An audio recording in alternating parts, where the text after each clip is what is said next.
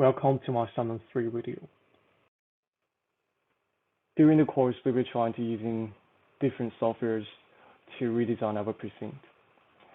So the first part that we've been doing is by using Tableau, we're analyzing through our precinct and find out the redesigning opportunities for the precinct. And we then bring the ideas to Grasshopper to generate a new street layout and redesigning a better one.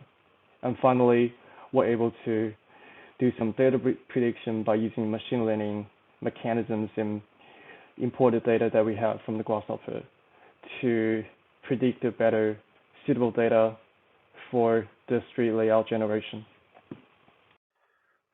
So this is a planning proposal made by the Senate government. And the government itself is actually planning to build more affordable housing and dwellings on the land, and more floor spaces for the area, as well as some commercial buildings and tower buildings in the precinct. So first, let's dive into the Tableau analysis. So the first dashboard that I made in Tableau is actually trying to find out the diversity here in the Waterloo precinct. By analyzing through the age distribution, population density, ethnicity of the area, we can find how diverse is the precinct. So through the dashboard, we can see that the median age of the Waterloo precinct is 36, with more Chinese people living here than the Australians, and there are more 28 people aged between 25 to 34 living in the area than other age groups. So we can have the conclusion that Waterloo precinct is a diverse area with 33% of the population aged between 25 to 34, with most of the population whose parents were born in China. It's a very popular area which has a large population density among the inner south region. In the future, we should build more infrastructure to connect the diverse community, at the same time build more amenities to help the vulnerable populations. In the second dashboard, I was trying to analyze to find out the affluence score of the precinct. By analyzing through the occupation difference, median income for family, household, as well as personal, we can then make a comparison between the income as well as the rent for the region to find if the price of the rent is reasonable for the people living here.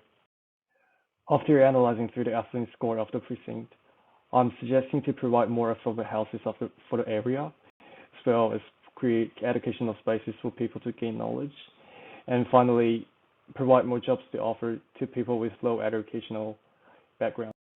After analyzing through the Tableau, we can have the overall design intentions and redesign ideas for the precinct. Firstly, we should increase the community diversity by building a community center and attract potential population. Secondly, build more affordable houses for low-income group in the community. Finally, increase the individual educational level by building a community library and a school. With the given redesign opportunities, I can then do some Grasshopper regeneration of the street layout to redesign the precinct. So the area in the red boundary is the original street layout. And on top of the original street layout, I then generated a new street layout by using Grasshopper. The main logic of the street structure is by inputting different parameters of the minimum and maximum lengths. I can find a reasonable structure both horizontally and vertically of the street, so that is quite straightforward. And on top of the street layout, I then generated different buildings by assigning one central point in the center of the area and assigning different FAR heights for the buildings. We can then have a very structured building layout.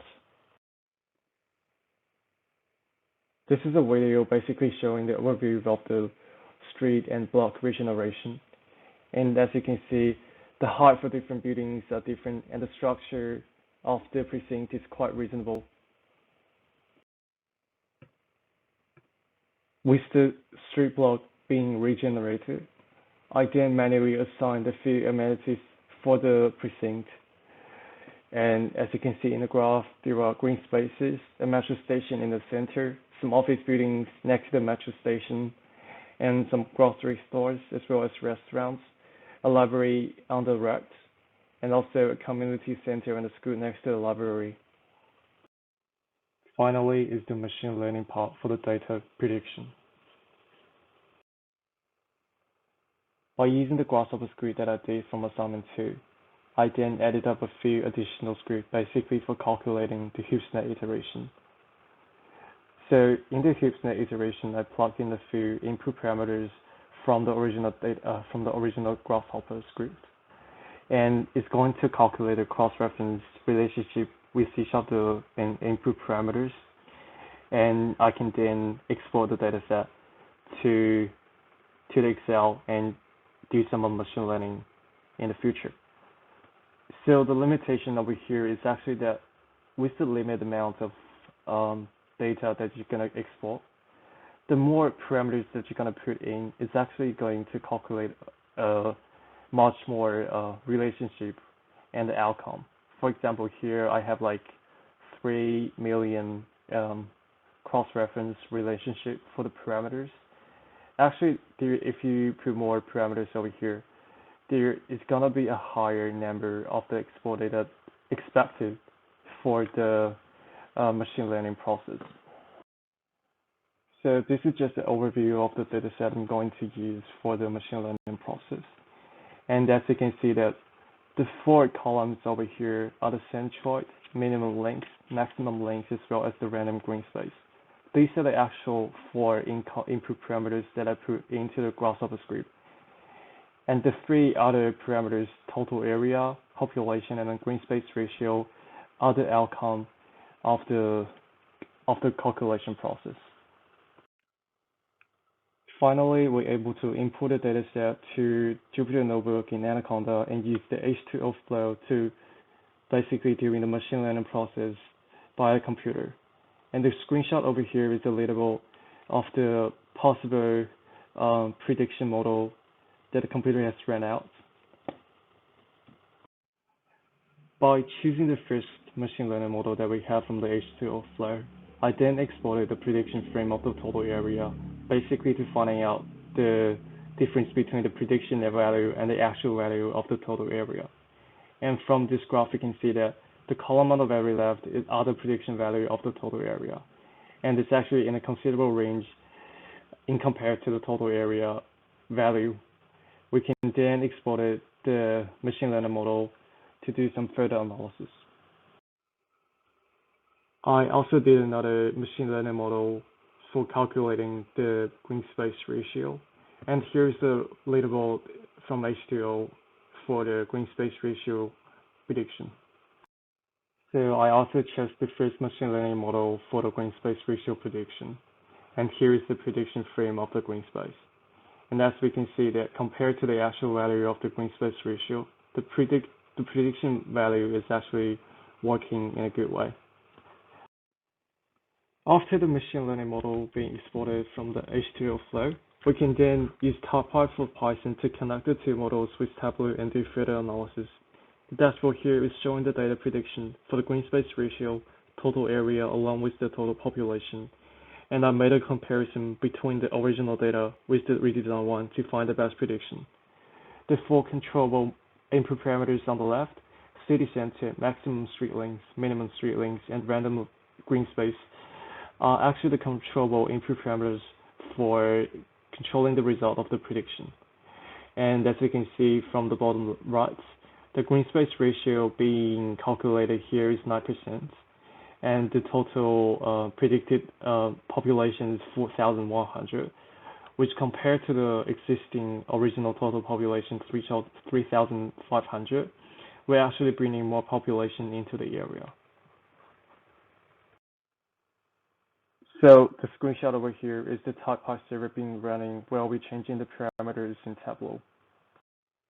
So this is another screenshot of the dashboard, basically showing how the 4 input parameters is going to affect the result of the prediction value. And since I have like 2 machine learning model being imported from the Tableau service, the Tableau service, the TypePy service is going to run twice for calculating the prediction of the total area and the green space ratio separately. And so you can see that the green space ratio and the total area are actually working together. And also this is another screenshot of the TypePy server, basically showing how the background is actually working along with the changing parameters from tabular. So finally, we can actually using the machine learning model that I did to possibly increase the population and affordable housing for the precinct. We can also do some other things if we change the dataset input by using different parameters. So this is from my assignment 3 video, and thank you so much for watching.